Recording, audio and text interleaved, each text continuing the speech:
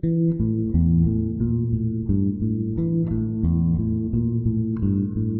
lâmpadas estão falhando e o caminho parece longo e estreito.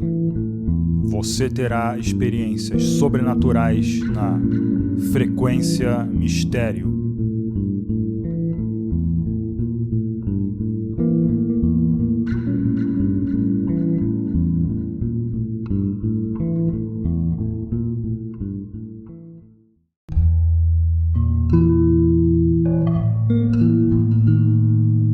Episódio de hoje: Tormento em Tela.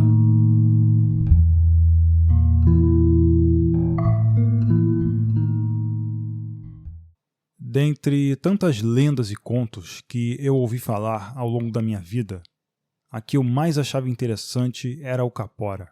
Uns diziam que era um ser extremamente assustador e perigoso, que podia acabar com a minha vida. Outros diziam que era um ser inofensivo, que apenas fazia sons esquisitos e andava montado em um porco, mas não podia ferir uma pessoa. Havia ainda os que diziam que o Capora sequer existia. Muitos podem não entender o motivo de eu me interessar por algo que possa ser perigoso. Bom, eu sou um artista, eu me expresso através de telas, e ter experiências diferentes e inéditas sempre serviram de inspiração para a minha arte. Seja medo, surpresa, alegria, raiva, decepção ou dor. Todas as experiências que vivi até hoje, até as mais desagradáveis, foram úteis, e eu percebo isso quando as pessoas analisam meus quadros. Noto nas expressões e no olhar que fazem, como elas sentem e entendem o sentimento que quis expressar ali. Acredito que hoje faz uns 2 meses que aquilo apareceu para mim. Confesso que sempre tive curiosidade e interesse pelo sobrenatural, mas também sempre tive muito receio, pois não sabia qual seria a minha reação se algum fantasma ou assombração aparecesse para mim, e se isso me faria algum mal. Regina era uma amiga da família, que às vezes frequentava nossas festas. Era uma mulher elegante e casada com Cássio, um juiz que tinha como aliados os principais empresários de Campina Grande. Era realmente um sujeito influente, de muito poder. Eu pouco o conhecia, pois ele era muito calado.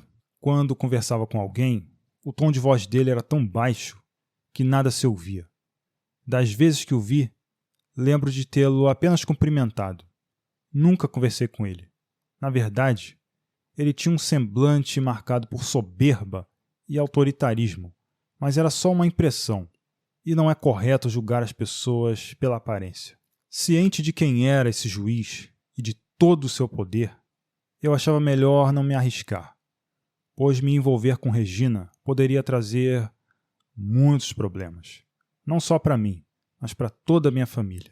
Eu já tinha me envolvido com outras mulheres casadas, e o que eu ouvia de todas elas é que seus maridos eram violentos, autoritários, desrespeitosos e que tratavam-nas como se fossem nada. Porém, em todos esses casos, apesar dos riscos, nenhum dos maridos era um sujeito na posição desse juiz. Muitas vezes, aquilo que vemos é só uma superficialidade. Por isso não há como termos conhecimento sobre o que realmente é. O tempo foi passando, e em muitas de minhas conversas, acabei sabendo mais sobre o casamento dos dois. Não me surpreendeu quando me contaram que o juiz era um sujeito violento, autoritário e adúltero, e que por ser muito influente na cidade, ele ameaçava matar Regina caso ela fugisse. Isso confirmava minhas suspeitas, e também o colocava como semelhante aos outros maridos abusivos das mulheres com que eu tive caso. Obviamente, isso confirmava também que Regina era infeliz no casamento. Quando eu soube disso, senti um impulso. Então, quando aconteceu mais uma daquelas festas, eu tive coragem de seduzi-la. Lembro muito bem como aqueles olhos castanhos dela demonstravam como ela gostava de meus cortejos. Como a casa era grande e muitos cômodos estavam vazios, não foi difícil encontrar lugar para que nós dois ficássemos longe da festa sem o risco de sermos vistos. Naquela noite, tivemos nossa primeira transa. Depois, tivemos muitas outras, Sempre conseguíamos um jeito de nos encontrar. E aos poucos ela desabafava sobre o seu casamento de fachada. Ela preferia correr o risco de morrer por ter alguma felicidade a seguir aceitando passivamente uma vida infeliz.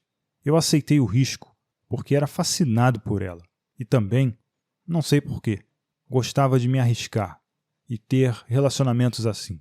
Talvez eu gostasse de fazer isso por ser um artista que gostava de viver emoções intensas. Eu sei que aquilo que fazíamos era normalmente considerado imoral e repugnante para a maior parte da sociedade. Estranhamente, a forma como o marido a tratava não era vista desse jeito.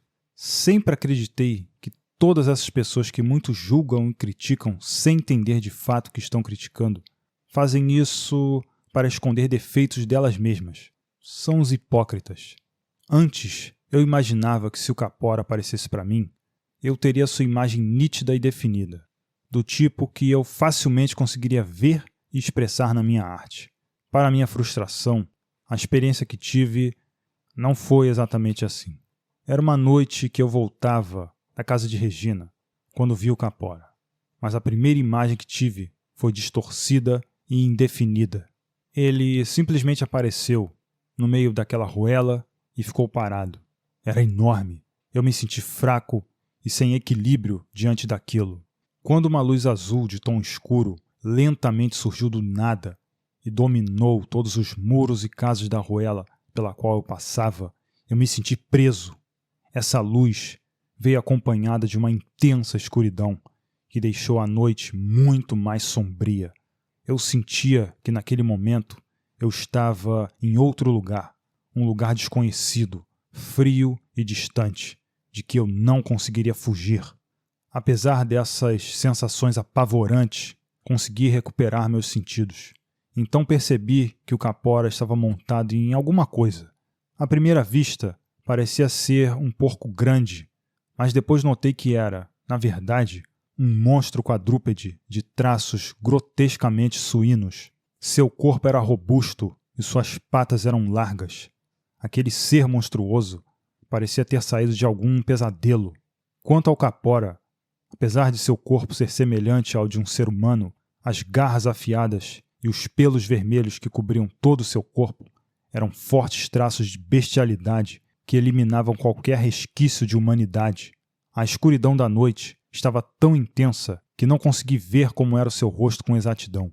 Só me lembro de um olhar fixo que parecia caçar a minha alma. O Capora que vi não era tão diferente do que alguns falavam nos contos populares, mas tinha um detalhe: era muito, muito mais assustador. Naquela aparição, o Capora era enorme, parecia ter uns 3 metros de altura. Sua mera presença já causava pavor. Se ele tivesse me atacado, eu certamente não teria sobrevivido. Ele falou o meu nome. Ele sabia quem eu era. Eu me lembro muito bem disso. Antes de desaparecer, de forma súbita, e levar junto dele todo aquele ambiente sombrio, o Capora falou o meu nome. Lembro exatamente de estar com o coração batendo muito forte e com a respiração ofegante. Minhas pernas tremiam e minha cabeça parecia estar girando. Eu cambaleava de um lado para o outro. Não sei por quanto tempo eu fiquei preso naquele ambiente tenebroso, mas cada segundo foi de agonia. Enquanto os dias se passavam, eu refletia sobre o que vivi. Não contei a ninguém, pois no meu ramo, muitas pessoas me detestavam, por seus diversos motivos, e eu não queria que elas inventassem uma mentira de que eu estava louco. Havia alguns que até cogitei contar, mas eu não tinha plena confiança, e sabia que poderiam simplesmente me trair, nem mesmo na minha família. Por isso achei melhor não comentar com ninguém.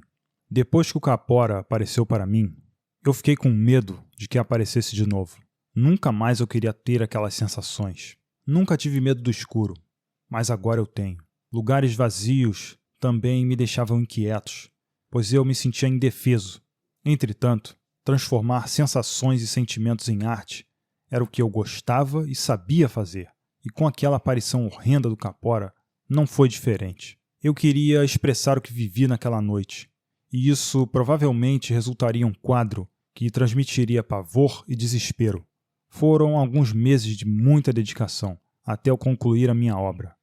Com a arte finalizada, escolhi um título, Tormento em Tela, pois tinha tudo a ver com a experiência que tive.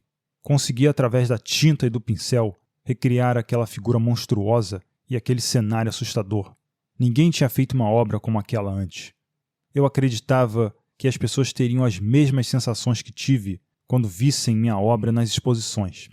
Recebi críticas de colegas que diziam que aquilo era diabólico, que causaria repulsa nas pessoas e ainda corria o risco de ser censurado. Mas quando meu quadro foi apresentado pela primeira vez em uma exposição, o resultado foi o contrário. O público adorou. Diziam que eu conseguia expressar sentimentos de pavor e desespero, e que pelos detalhes que o quadro trazia, parecia que eu até tinha visto Capora de perto. Mal podiam imaginar. Fui muito elogiado por ser inovador e ousado. Diziam que eu criei um conceito, que ficou conhecido como Arte das Trevas.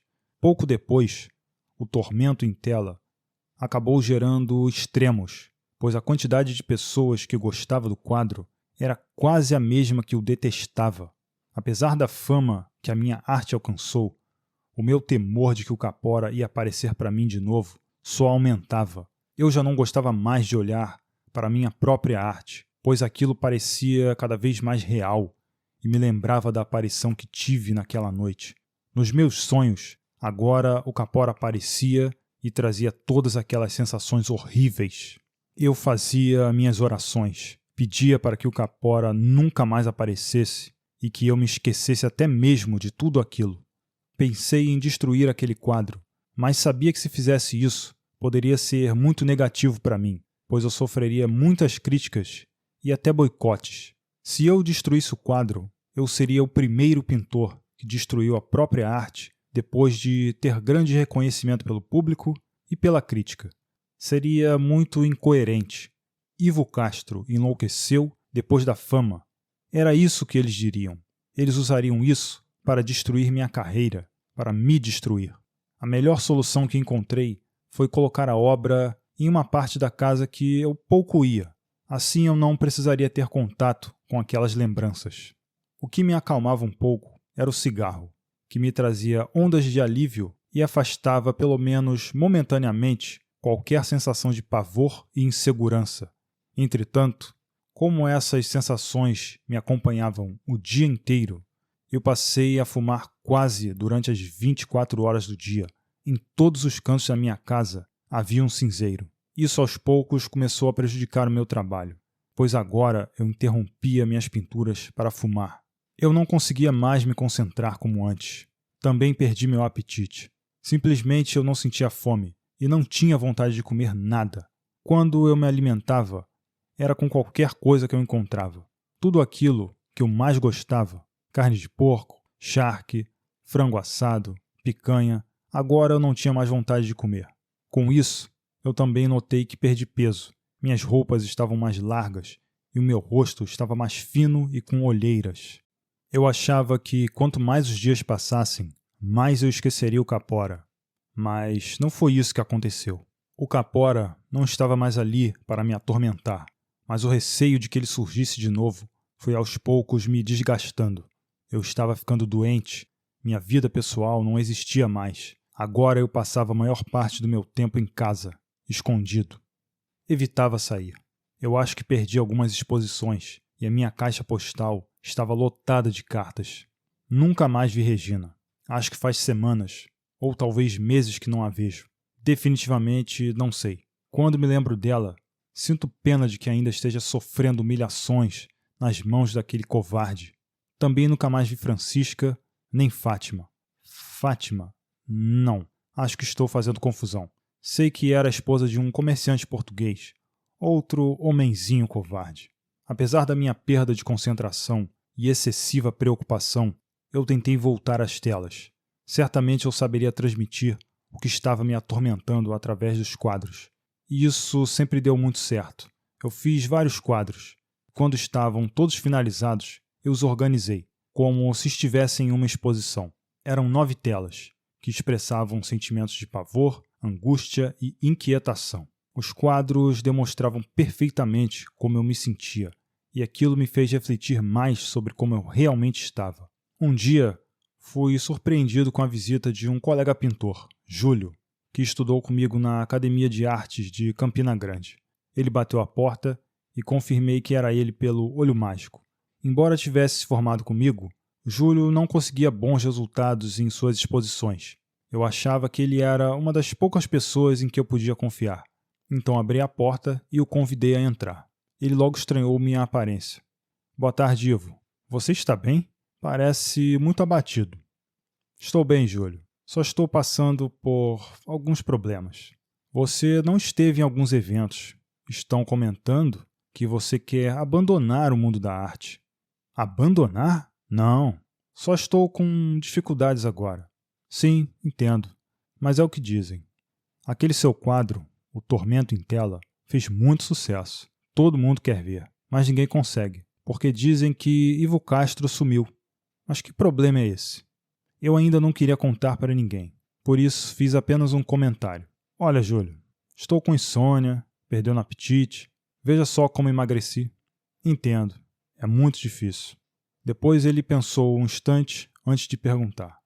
Ivo, conta para mim, o que te inspirou a fazer o Capora daquele jeito no quadro? A imagem é muito viva, parece até que você viu o Capora.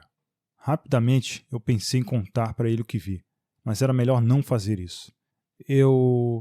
Como eu sempre faço, tento expressar emoções no quadro. O Capora é uma lenda assustadora e misteriosa, então quis transmitir isso no quadro. Meus parabéns, você conseguiu realmente fazer isso muito bem. Júlio começou a prestar atenção nos outros quadros e notou como eram tensos e profundamente sombrios. Você pensa em fazer uma exposição com eles? Você agora é o pai da arte das trevas. Todo mundo fala isso. Os quadros são muito bons, mas preciso te dizer que me dão arrepios. Não sei ainda, vou me organizar. Talvez. Conversamos por mais alguns minutos. Ele se lamentou como suas obras não conseguiam tanto destaque e reconhecimento. E na hora de se despedir, ele disse: Tchau, Ivo. Cuidado com o Capora. E foi embora. Ele certamente falou em tom de ironia. Era o jeito dele. E não porque sabia da minha experiência sobrenatural. O que ainda me causava aflição é que eu não sei se esse tormento por que estou passando foi algum tipo de bruxaria que o Capora lançou em mim.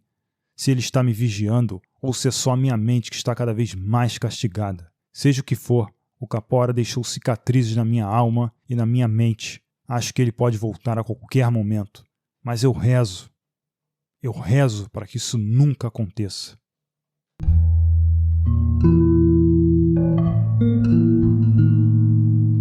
Narração, edição e trilha sonora por Guilherme.